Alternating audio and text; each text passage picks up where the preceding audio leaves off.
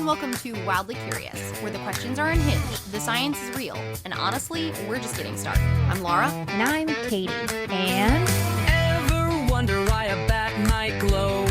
Or how frogs made it to space long ago?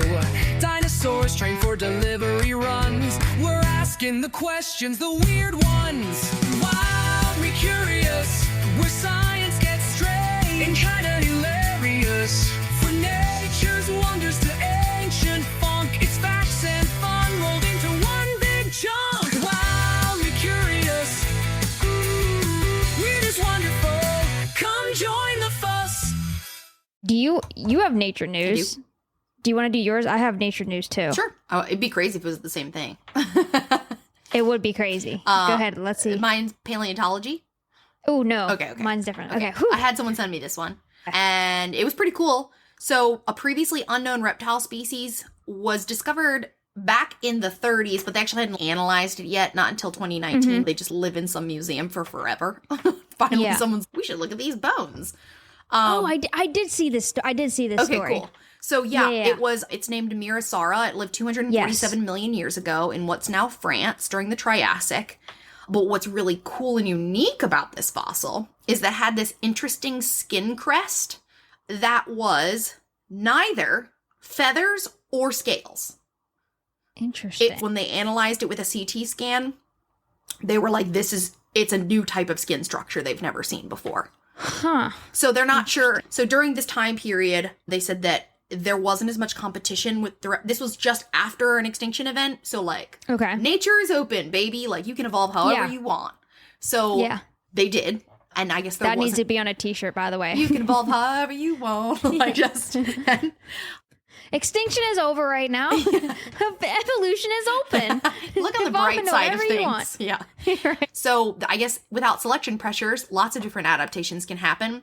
And so there was this new type of skin structure. They are assuming, like any type of crest, that it was obviously for signaling or breeding or some kind of communication. Or was it? Literally no idea. Yeah. But it's just the fact that there's more than just scales and skin out there. And there isn't any more, but that doesn't mean that there wasn't. So we just have to keep an open mind, like when we're looking at this kind of stuff. It's practically like looking at aliens. We know they're carbon-based, but sky's the limit otherwise. Yeah. I've been seeing a lot from that. I saw a lot of memes, because I had a lot of people online send me that story. Yeah. And then from that, I had a lot more than people send me. There's been all these memes circulating about, because hair can't be fossilized, we can't roll out that dinosaurs looked like, and then it's just dinosaurs with a bunch of different hairdos and stuff like that. That's amazing. I've had so many people send them to me. I keep seeing ones online where it's like, what if they were fatter than they were? The best one I saw, they were like, what if a T-Rex was actually had the body type of sparrow? Because they've got the same bones, but sparrows have that head and then that chunky little bird body. Yeah. What if the T-Rex was more like that, not lean? Yeah. What's your nature news? Mine is that killer whales have been found to use kelp brushes to slough off rough skin. I did see this. See this one? Yes. Yeah. What is it? So, it's like another form of allopreening or something? Yeah, essentially. So they found, at first, they used drones with quote-unquote really good zoom, is what they kept emphasizing, because they want to make sure that they understand that the drones aren't messing with the whale behavior. It literally is super high, far away. They're zooming in really far.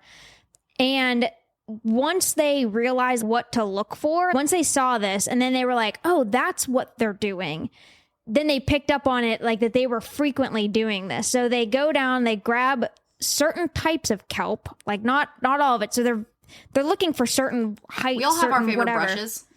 No, right? No, I'm not using one of those circular ones.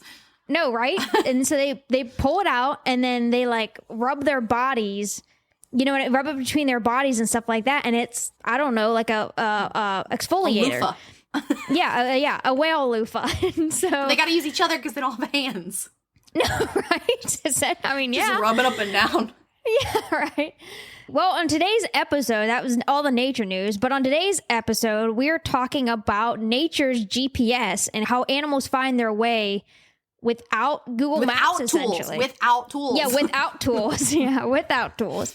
Other than in their noggin. So we've done a previous episode on migration, and we've talked about a lot of these things, but we've never really gone in depth into the, well, how? Like, we talked about, like, the wildebeest. Yeah, or like, I definitely remember talking about what does the migration look like? Yeah, what does migration look? But we didn't go into, like, the biology, the how of it. So that's what we're going to go into this episode, is a little bit more of the how. So Laura and I each picked different animals, and this one we knew with each other because we just took groups of animals. Yes, so we don't know what species, but we do know, like, we tried to see if we could have some variety. Like, I have an insect and a fish, and you have birds and mammals. Okay, yeah. Because a lot of planet Earth, a lot of these animals are migrating using very similar things, like brain tools.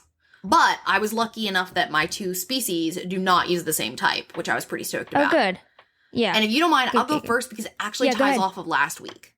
Oh, perfect. So last week, you should go back and listen to it, we did swarms of locusts. And I just happened to choose the desert locust as my migratory species. I was like, perfect. So I am not going to go into the biology of everything because you should just go back and listen to our... And it was a mini episode, guys. Yeah, so it wasn't super long. Yeah, it was like 5 go listen minutes. to that one. So get your biology. Overstimulated. Yeah, they're overstimulated. Yeah, just hashtag relatable. So migratory locusts, which we did talk about in our swarms episode, and as Katy said, real quick, they go through 2 phases, the solitary and the gregarious, and both of them do migrate. It's just that the swarms do it in way bigger numbers. Yeah. But how do they know where they're going? So as you can imagine, you might want to know where a giant swarm of locusts is headed next, right?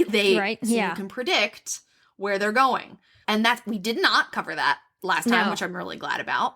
And I actually mentioned that I just didn't have, I was like, this is a mini episode. I couldn't go into it too much. Well, now we do. So it isn't just about the food. Like when we think of locusts, we think of like bottomless pits of eating, which we talked about. And that's how devastating they are. But is it that they're following their bellies in just any willy-nilly direction? No. So scientists think that this swarming behavior is not just to help them survive in an area with harsh and changing conditions, because these are, in particular, as Katy talked about, these migratory locusts, most of them, they're desert locusts, really, or migratory is kind of like a catch-all term, but mostly it's the desert locust. They're dealing with, because they live in a desert, drought and rain, and these conditions vary and they're really harsh. So, of course, they're going to swarm to get away from these conditions, but they actually think that it's also to colonize new areas after rainfall. So these locusts want to find the rain. Yeah. Because their eggs can only be laid in moist soil. They cannot lay them where it's dry. You know, the desert locusts. We live in the desert. But, so yeah, apparently there has to be enough water in the soil to be absorbed by the egg for them to survive. So they're like, gotta find a rainstorm, which is no easy thing to do. So they need to follow the rain. And they're moving between seasonal breeding areas, 3 of them, spring, summer, and winter. I don't know if they just don't really have a fall or that they're just not really moving in the fall.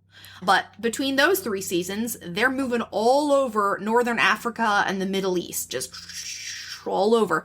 Some of it's back and forth, some of it's more circular, but they definitely are doing something and they're following these patterns. So the swarms themselves, they migrate in 2 different ways during when they're solitary versus swarm. So the swarms move in the daytime, which is different than when they're solitary, and they're nocturnal. And they move forward as a giant front, like a cloud front. They're just going forward. Which is the terrifying part. And in a rolling movement, so like the guys at the front, they land, they eat for a while. They let the ones pass over them, and then once things start to clear out, then they get up and move again. So it's just a constantly rotating feeding machine. They travel... Which I feel like makes it worse. Yeah. That's just like a revolving... That it is, or it's just a seemingly, like the machine aspect of it, like the unfeeling machine of destruction. They move between 5 and 130 kilometers per day. That's significant. Yeah. But they do stay cohesive, so because they are a swarm, they aren't just going anywhere. Everywhere. They're definitely staying together, probably because of pheromones. And scientists have found that typically these swarms are flying downwind. Which makes sense. You're a bug. You can't really go that much against the wind. They're just let's go! Just put on their little goggles and into the wind. But, I mean, they will to a certain extent, but usually it's downwind. And well, because that's using up energy. Yes. I mean, and it's actually more, which is cool, because like you're like, well, duh, of course they're going to take the path of least resistance. Yes, but it's also for another reason. So they have found that yes, they're flying downwind, but they're flying to this point called the intertropical convergence zone. All right. Oh, yeah. Which is when trade winds are coming south, monsoon winds are coming north, and they hit each other. And this is where rain occurs. And that rain belt is moving up and down Africa, depending on the season. They're like, we got to find that moist dirt. The sweet. You got to find the belt. So they go there, and going downwind. So if you think about weather and how storms work, air pressure, when it's high, the wind is going up. Low pressure is storm weather. So that wind is going, whoosh. That's why you feel the wind whenever there's about to be a storm. The air is dropping. So the little locusts are following that downhill current like a sled right into the rain, which is what they're hoping for. However, they don't always fly downwind. Sometimes they're blown off course, but they do redirect themselves, which shows some level of orientation. Like, it's not just follow the wind where it takes us, guys. Yeah. There's something else. So what they think, this is very hard to study in a lab setting because it's a swarm of locusts, right? Like, you either have to do field observations or a lab. Yeah. The lab in the field, they've only been able to choose their variables. They can only do so much in the field, and they're doing 5 locusts at a time. They're little mini swarms. Jeez Louise, yeah. But basically what they found is that their eyes and their brain, because we actually know a lot about locust brains from studying them for a really long time, is that they're really good at detecting patterns of polarization, which is how light filters through the atmosphere. Yeah. And they can tell the position of the sun as the brightest spot in the sky, which is helping them use basically a sky map. I just also like that they don't know it's a sun. They're just like, it's the brightest spot in the sky. Follow the bright spot or avoid it. Depends. So they have these really amazing photoreceptors in their eyes to really pinpoint things. And when that's combined with the position of the sun at some level, their brain if you're going to use the sun to orient yourself or anything in the sky, you also have to be able to tell time to some degree because it changes where it is depending on the time of day. Yeah. Their brains, and you have to know. Yeah, their brains are capable of doing such a thing, they believe, because of these experiments that they've done. So, like, they're turning their heads to follow certain things. It's a lengthy scientific article. Dive into it if you want to. But they can detect polarization. That's probably what's happening, mixed together with directional cues from the wind, and then just following each other's pheromones. Now, when it comes to them in their solitary phase, things are a little different because they're not coming out during the daytime. So they are not orienting using a sky map. Because they actually can do this on moonless nights. These little solitary locusts, this is before they get into these giant swarms. They're still moving around because they want to look for food. Usually it's less than a kilometer per night. But once that first rainfall hits, they will fly up to 250 kilometers in one night to find that sweet spot. And that's why they're all coming together and then start to get crazy and gregarious. Yeah. On those moonless nights, they're like, okay, they can't be following the moonlight or the starlight. They are, when the wind is high, they're going downwind because they're not fighting it. But when the wind is low, they would be following compass bearings. So they are orienting themselves somehow. They think dung beetles can use the Milky Way. So is it the stars? Yeah. Is it something else? Huh. We don't know. Yeah. And then does that switch? Do they not need that part anymore? There's still a lot of unknowns here. But there is a method to the madness of both the solitary and the swarm, which is pretty cool because they fly in very different ways at very different times. Yeah. And it's not just very different ways, very different times. It's the same species. Yeah. That they just have literally changed, like Dr. Jekyll and Mr. Hyde, like level of change. Yeah, which is just that is that's the crazy part. Is it's the same individuals are. Yeah. And if you look up the term sky map, that is a scientific term for how some animals navigate, and typically it's through sunlight or moonlight. So sky maps. Sky maps. I talk about that a little bit here. So for mine, I talked about birds and mammals. So the first one I'm going to talk about is the magnetoreception or the magnetic compass. And I think that this is, whenever people talk about birds, or if you remember bird migrations, this is typically the one that people think of. So one of the ways that birds find their way is by literally sensing the Earth's magnetic field. And this is why it is kind of a big deal, as everybody's saying, oh, the Earth's magnetic field is shifting some. It's going to affect a lot more things than just birds. And it definitely affects the migration here. So it's sort of like an internal compass, and that ability, like I said, is called the magnetoreception. Mm-hmm. And it's not just some vague sixth sense. It's an entire sensory system that's built into their biology. Yeah. Which is crazy. I remember, Laura, were you my... Yes. All right. I don't think we've ever told this story before. So our advisor, who is just a unique guy. It was the best way to teach about this. I couldn't think of a better example. But I will start by saying this was one of the few years no cops were called on him, because he's a great he person. would take his class, he would blindfold all of us, pile us all into a white van, which was the school's van. Yeah, which was the school's van. But I don't know if it had. No, they just had a 15-passenger van. You're right. I don't think it said Malone on the side. I don't think it said anything on it. So it's just a grown man with a bunch of clear kids, all blindfolded, just driving aimlessly around the city. And he was intentionally trying to get us off, our senses off. He was just driving all over. And zigzagging. And then we would just show up at a random place, and we would take off our blindfolds, and then we would have to say, here's where the direction of school is. Here's this. This is where I think I am. And he would ask us a series of questions to test it. Yeah. No, and he took us out one by one. It also wasn't like one by mass. one. Yeah, one by one by the shoulder out there, and then take off the blindfold so we couldn't hear each other and be influenced. Yeah. So it looked real sketch, but it was really fun. Really sketchy. I remember being 90 degrees off. Yeah, I was a little off, but I also remember we ended up in some random park by the campus, like not too far from campus, but still, it was like in a park, a bunch of kids with blindfolds on in a 15-passenger white van, after he had driven us around through alleyways, like trying to completely throw us off. But again, like Laura said, it really does, when you're that disoriented. You're like, I'm somebody who does have level of like true orientation. Yeah. And I normally do. I'm normally one who, if I go someplace one time, I'm normally pretty good with, I can repeat that based off of what I'm seeing around. Yes, mine's visual cues for sure. But I'm really good at remembering the route after one or two times. Yeah, me too. But whenever you're blindfolded, you have no sense of anything.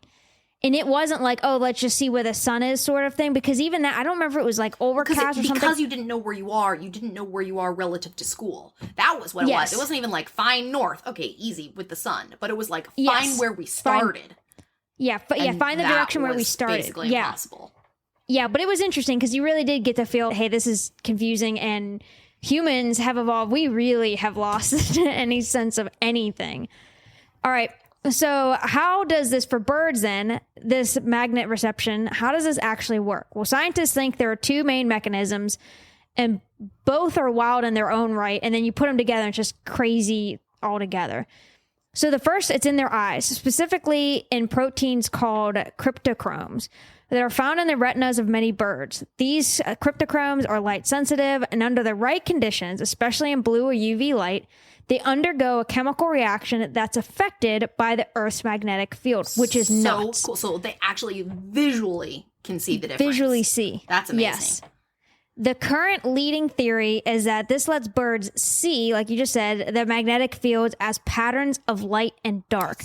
Not like a compass rose floating in the sky sort of thing, but think of a lot of the video games that you can use your senses, and it's kind of like that trail, and you can see where animals have walked or see where a person walks. I'm also envisioning like the aurora, you know what I mean? Like for a bird, it's because since the aurora is magnetic too, it's like when we can see just that. Follow that. Yeah, just follow that kind of thing.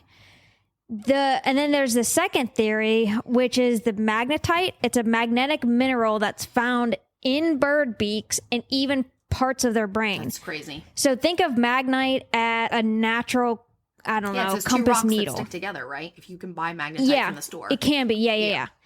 And this is sensitive to magnetic forces, and it may help birds detect the strength and inclination of the Earth's magnetic field, the feeling their latitude or altitude, and being able to depict where we are here.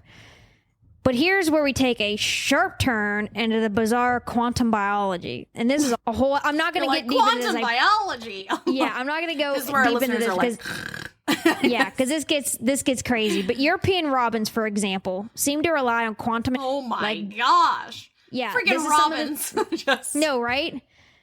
To make magnetic reception work. According to a 2001 review in Nature Physics, the chemical reactions inside the cryptochromes involve pairs of electrons whose spin states are entangled, all right? And the Earth's magnetic field affects how long that entanglement state lasts, which in turn influences the bird's visual perception of direction.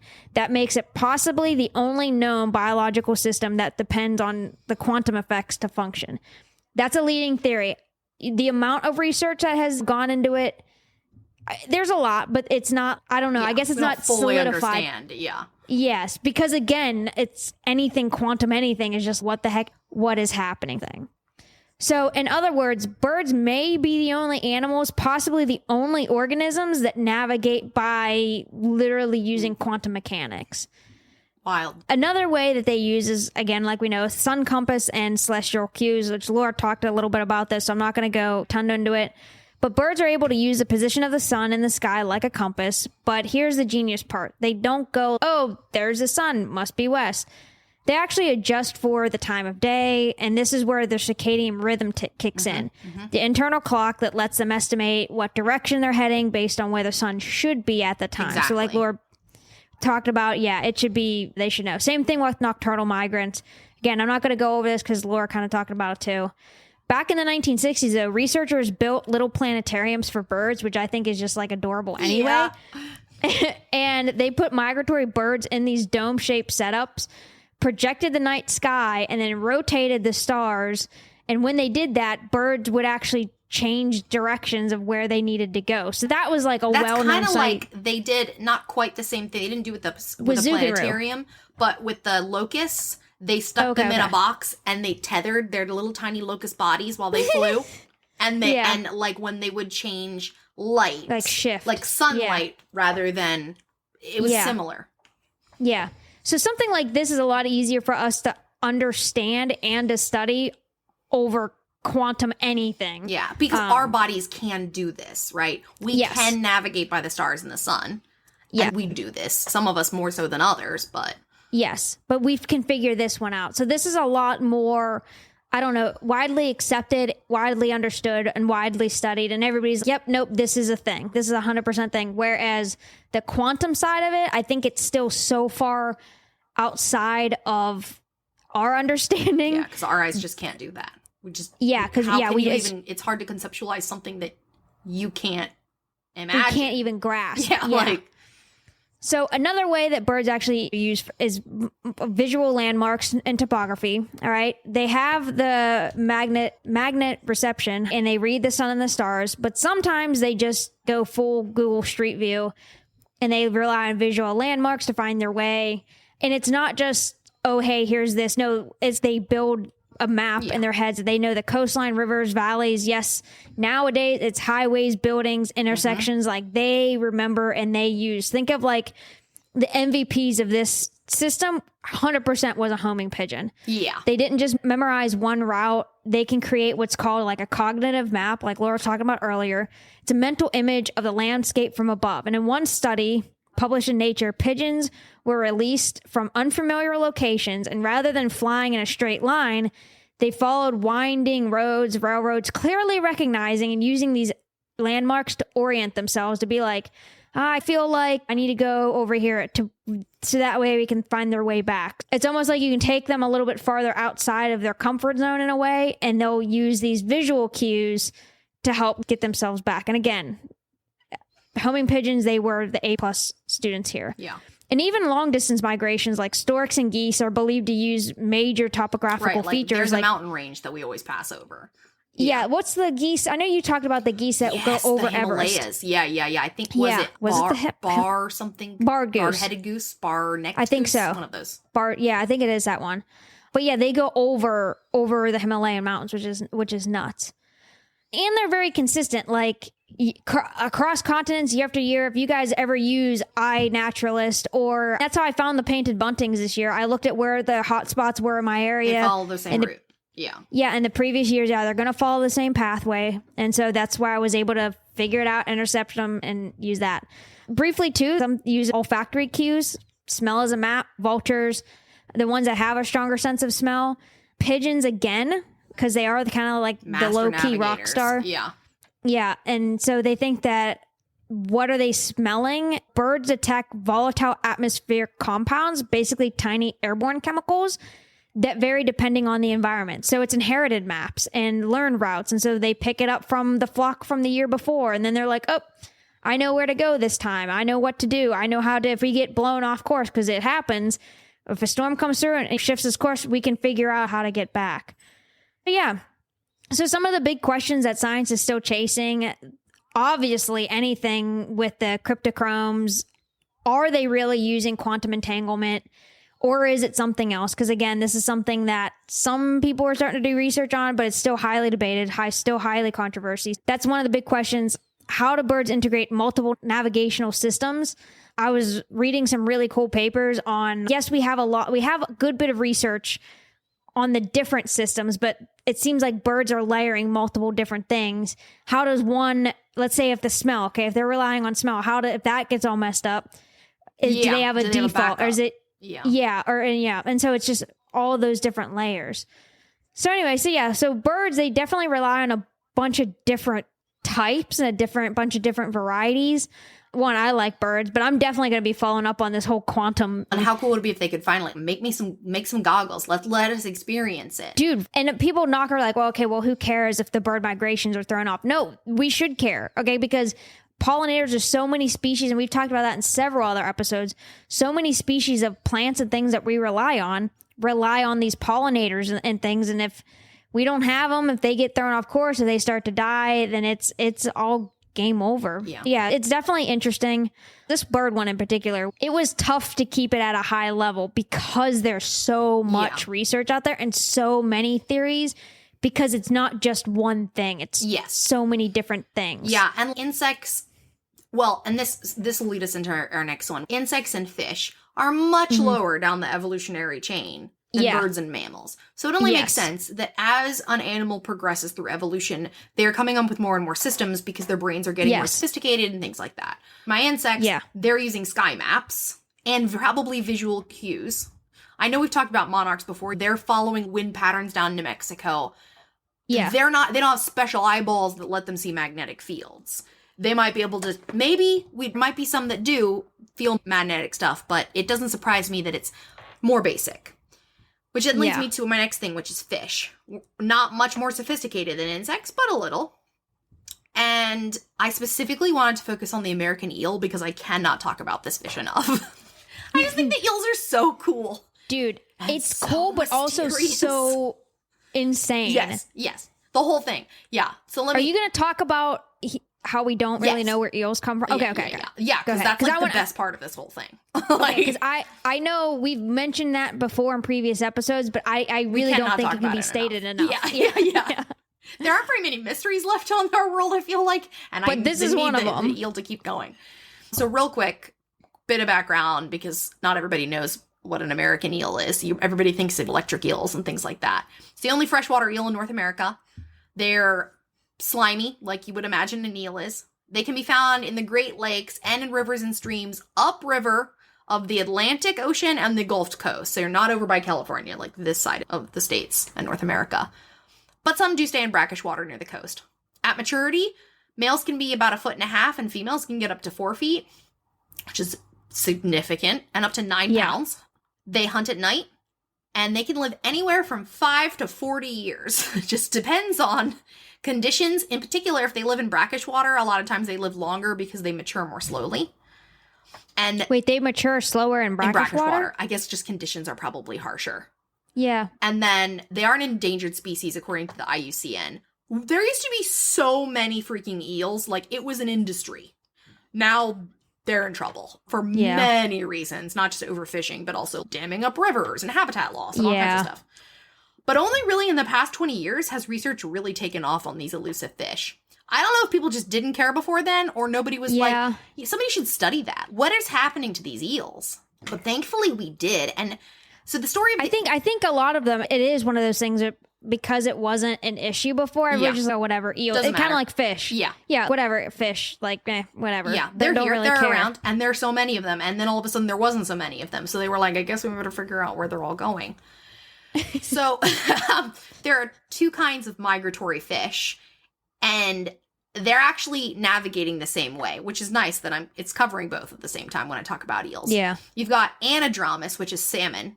They're spending most of their life in the ocean, and then they go to freshwater to breed. Eels are the opposite. Yeah. They're catadromous, which means they spend most of their life in freshwater and go to the ocean for breeding. In particular, though, the one reason I chose eels is because this whole thing is not that well understood. Yeah. All we know is that they head to... Literally all we know. All we know is that they head to the Sargasso Sea, which is warm at about 2 million square miles. So we're like, they're somewhere in this 2 million square miles. It's surrounded on all sides. It's the only sea that doesn't have any land borders, and it's only called a sea because it's surrounded on 4 sides by current. So it's basically its own little sea, and it's full of vegetation, like crazy amounts of seaweed and stuff like that. So it's like a jungle in the middle of the ocean. Yeah. Surrounded on all sides by currents, which just sounds cool. And to this day, it is 2025. No one has ever seen an eel lay eggs before anywhere in the Sargasso Sea. How? I'm telling you, if I was a millionaire and I had just money to burn, I would go camp myself in the middle of the Sargasso Sea, and I would be diving every day to see this happen. Yeah, figure out my what claim the to heck fame are they would doing. Be, I saw it. I saw them spawn. I saw them mate, because we've also never seen that. I would see them mate, and then I would see them lay eggs, and I would be a total voyeur and be 100% on board with it. Yeah, it is a complete mystery as to all. Like Laura said, all we know is that they go there, and beyond that, we have no clue. Because and like again, how have we not? I just can't believe that nobody has been like, I'm going to go and I'll go. But I guess it's probably the funding. Like, who can afford to stay there long enough? And then because of how densely vegetated it is, we can't rely on drones because you can't see anything. Yeah. They could be going way down there to do stuff. Yeah. So you need like machines. They need like, privacy. Real eyes. Yeah, makes sense. They need such good privacy. They're like. This is like the Bigfoot of the sea. Yeah. Like, we just know like, they're having know. sex. We just don't know how they do it. Yeah. And it matters. No, but what we do know then is once they're there. We need to know. Yeah. That once they're there and they lay their eggs, their larvae hatch. And these larvae are leaf-shaped, just tiny clear leaves that float through the ocean.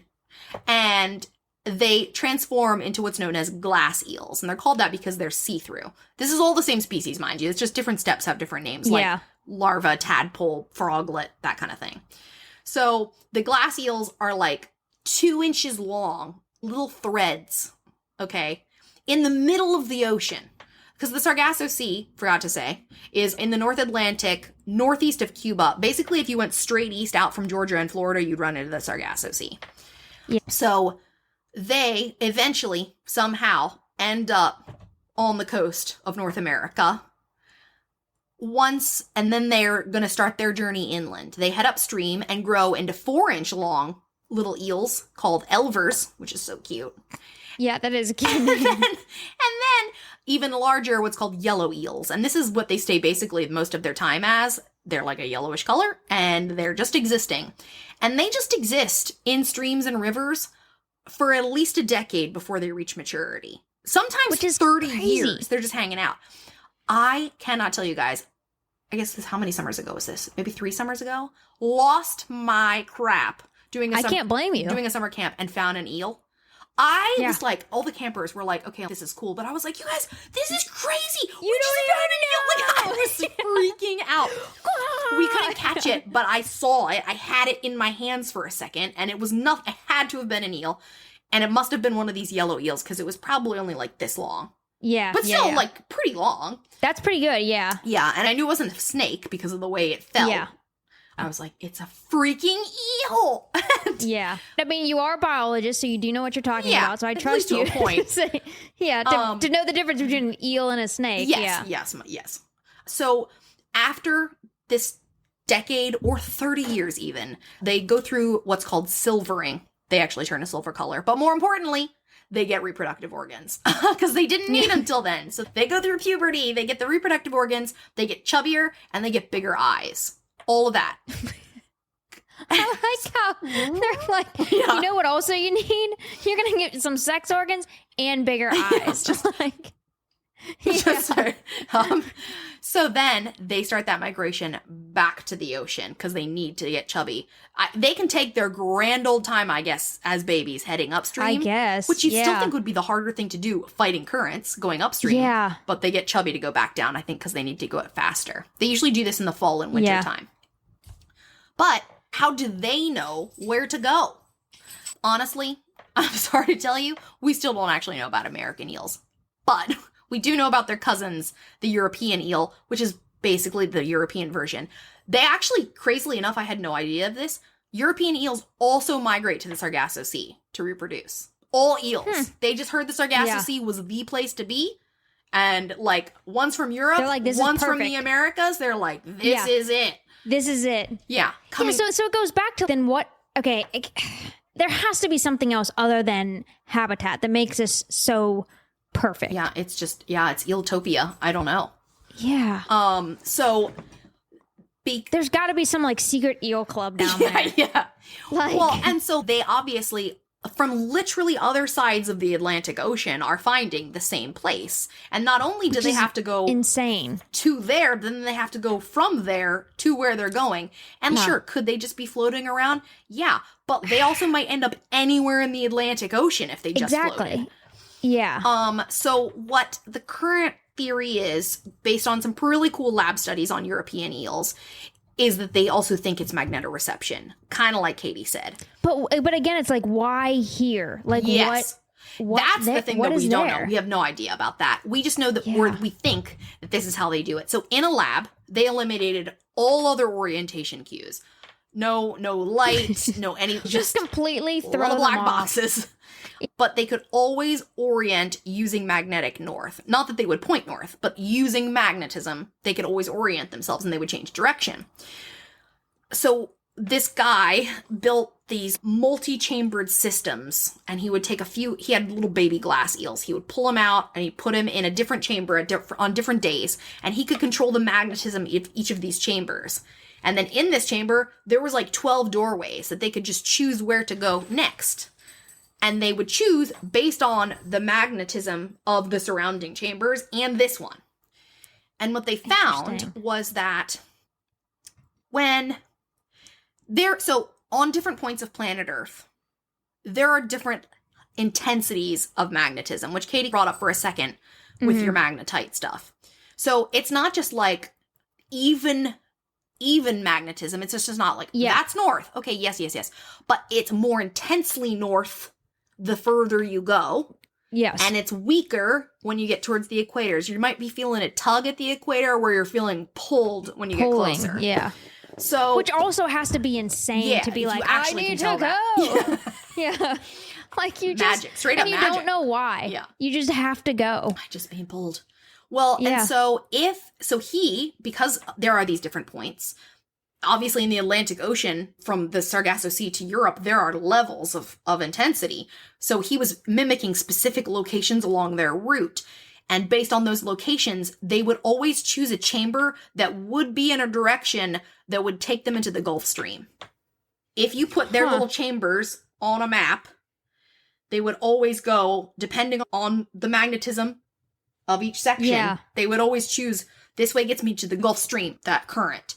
So when they're born, they know, I must get in the Gulf Stream. Like, I need the Gulf Stream. Whatever that means to their little head, they know it's innately born. This is not a learned thing. This is just in their brains, they know. And it also depends on water temperature. I don't know if it was a different study or the same study, but basically when the water temperature was a certain level, that was a cue for migration. So I think this was a different study on adults. If it was migrating temperature, they would always orient a certain direction. But if it wasn't migrating temperature, they would just willy-nilly swim around. So it was not just orientation, it was also water temperature. So that the two things combined are helping them navigate.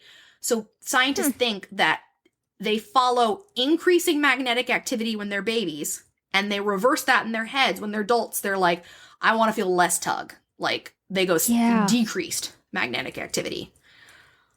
Which is pretty mind-blowing considering this is a fish. Yeah, an eel. Yeah. Yeah. And that none of this is learned. It's just born knowing all of this complicated magnetism stuff. And that we still have so few answers. But salmon also use magnetoreception. It's just like basically opposites. We just know a lot more about salmon because they're not going in these. They're coming in stream to spawn. We see it happen.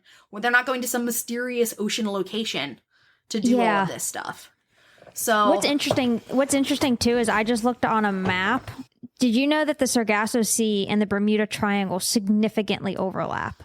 And we also talked about the Bermuda Triangle when I talked about sharks 2 weeks ago. Yes. Because that is a crazy magnetic field thing there. There's got to be something. It must be easy to locate it. I also thought what was really interesting about this is that they brought up, so eels have been around for a very long time in the evolutionary scheme of things. Yeah. Or in the timeline of Earth. Yes. So when our oceans, during the Ice Age, our oceans were much lower. Like significantly lower because of all of the glaciers. So like migrations for these eels weren't actually that long back in the day. Yeah. But they have increased significantly with changes of both ocean currents and sea levels rising. So like... All right, I just found my next rabbit hole. I'm going to deep dive into this whole Bermuda Triangle, Sargasso Sea, and the evolutionary history of like where we think... You know what I mean? Like... Yeah, hasn't moved. We had Pangea, has it, where, and why? Because, it's just bizarre because, that there's so many Earth's magnetic field does change. Ocean currents do change. It might always not be where it was, but these poor eels are now trapped in this 1,000-mile migration because they're like, I need the Sargasso Sea. They just now have to ride currents for a lot longer and rely more on navigation than they ever have before. Yeah, which is crazy. Things. But then also, because a long-standing theory at the Bermuda Triangle is magnetic. Something is bizarre here. And so, it messes stuff up. And I'm sure we'll talk about this at the very end too, but the reason why any of this is even being researched, I mean, is it cool? 100%. Most of us conservation people or biology people would just research this for the sake of researching. But the reason why money is being put towards it is because there are human implications for navigation. The Navy is interested in this because absolutely. They're thinking, actually, navigating through magnetism is probably better than through satellite imagery. So we need to invent a magnetization system to help ships navigate through the ocean. Yeah. At least better than we do compass. Now. Yeah. Yes. Exactly. Better than a compass. Yeah. Alrighty.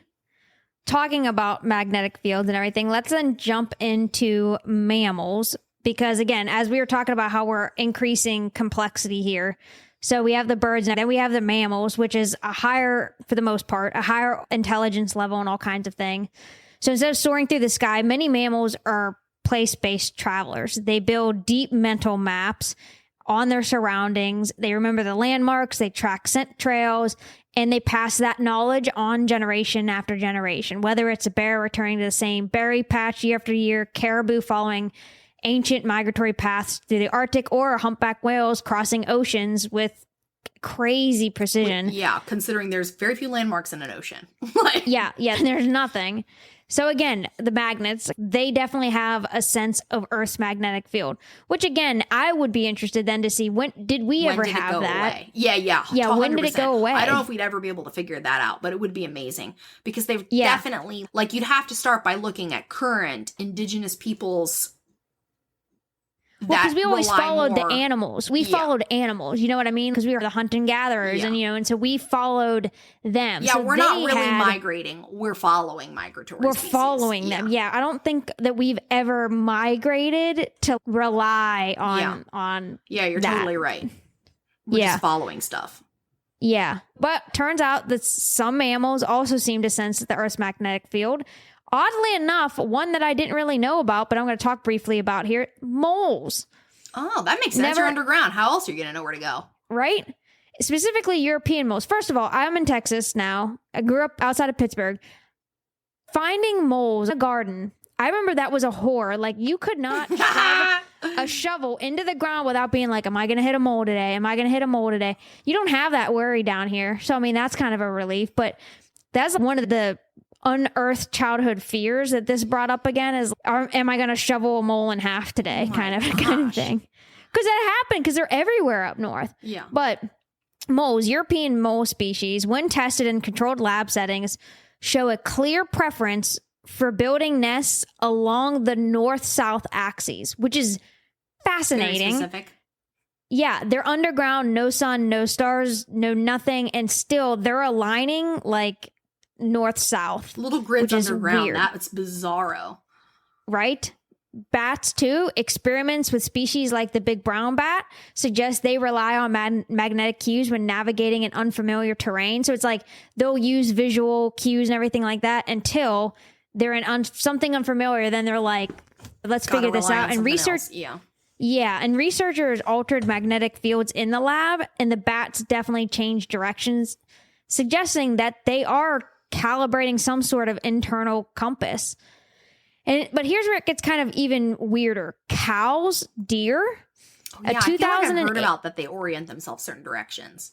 Yeah. So a 2008 study used Google Earth, like Google Earth that we all know, to analyze body orientation of thousands of cows and wild deer all over the world. And what did they find? An overwhelming tendency for these animals to stand in a north-south direction, which is so bizarre. I've heard, though, that I think I've heard. I don't think I'm making this up. While grazing or resting. Let me just clarify that. I feel like I have heard, in the context of natural navigation stuff, that this is because of wind. Grazing animals don't want to be just biffed over or have to expend too much energy. They don't want to be biffed over. You know what I mean? So, like, they're orienting themselves, and they also don't want to face into the sun or away from, you know what I mean? So, like, it makes sense that they do have a preference of, I'm going to stand this direction because you're doing most of your day standing and you're pretty broad. So yes. Yeah, and it goes back to those cryptochromes. Like, there is the same light-sensitive proteins found in the bird's eyes.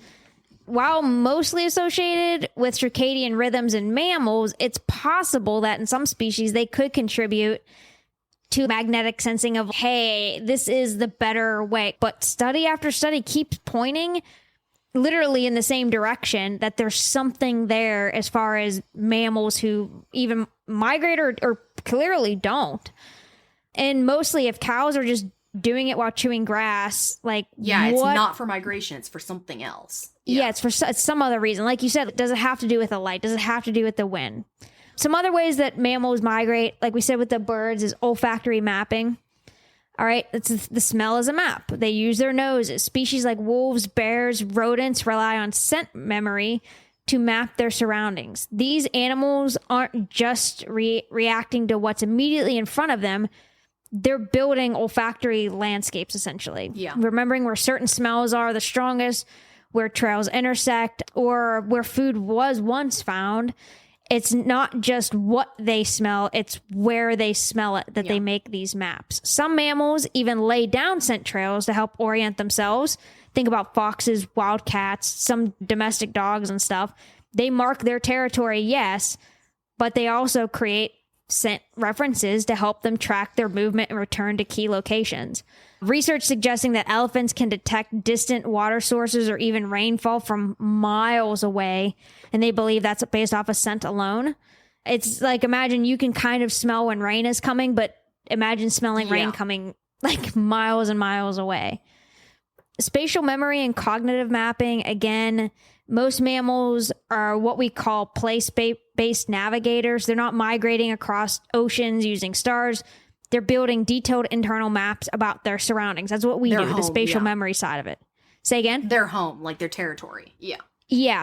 And so that's for most mammals, including us, that's more what we do is the spatial memory.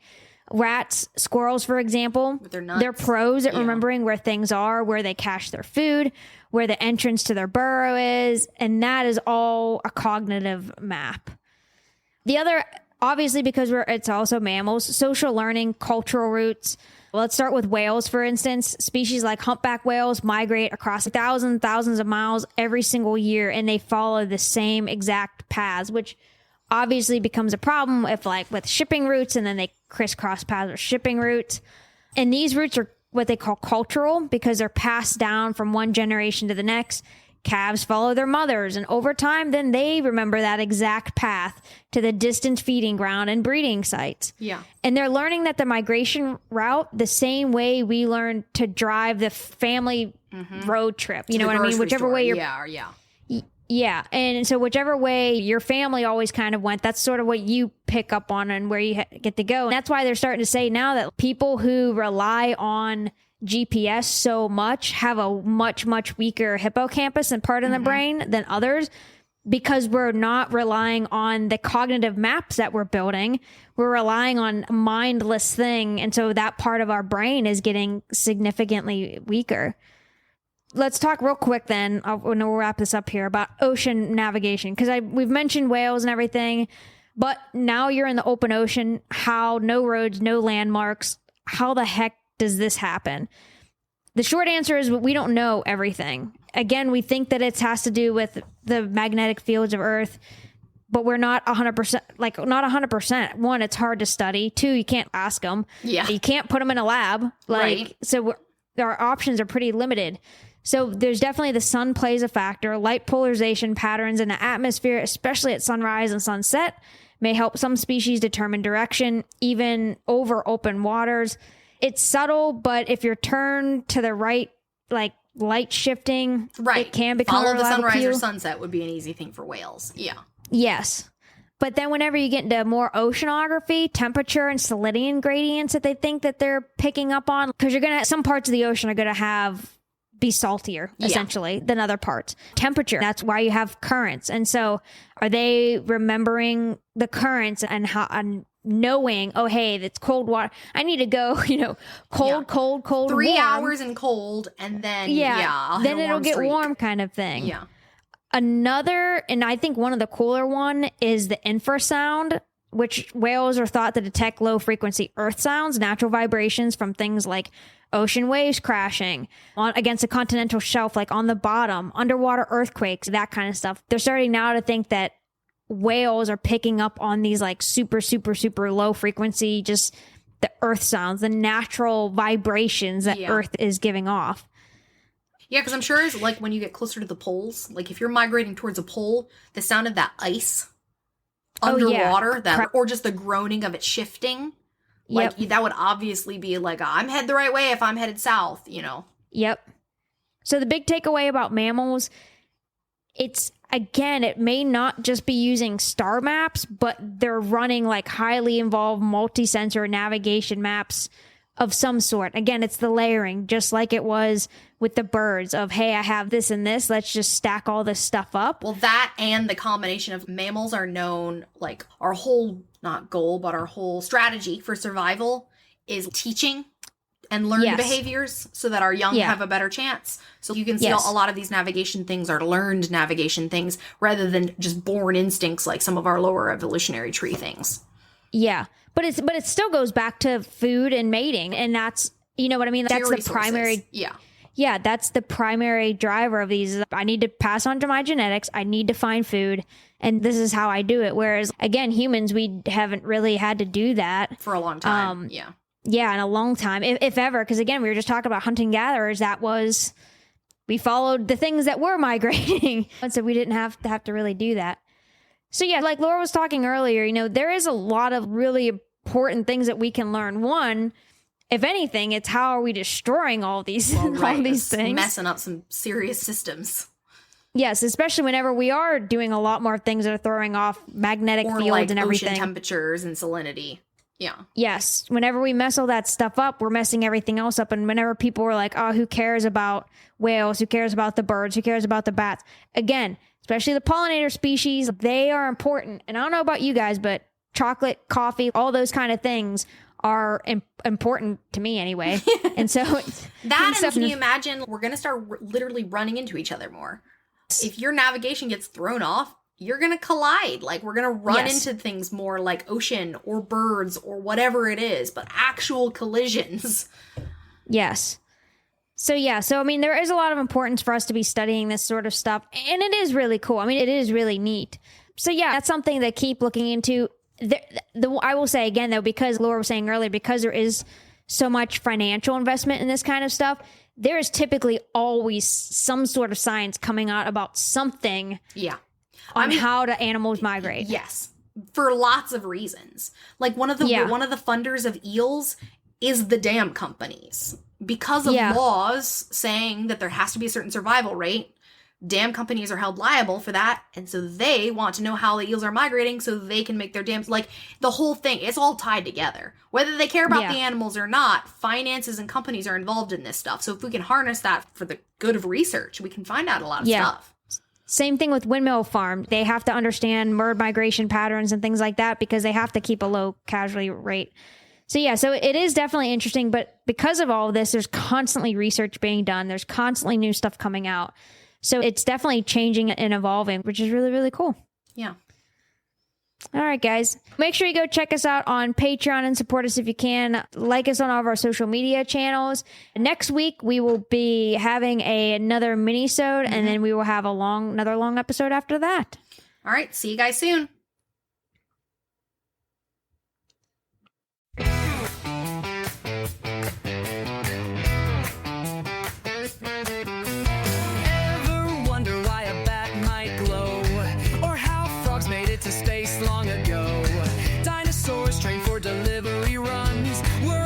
The questions, the weird ones. Why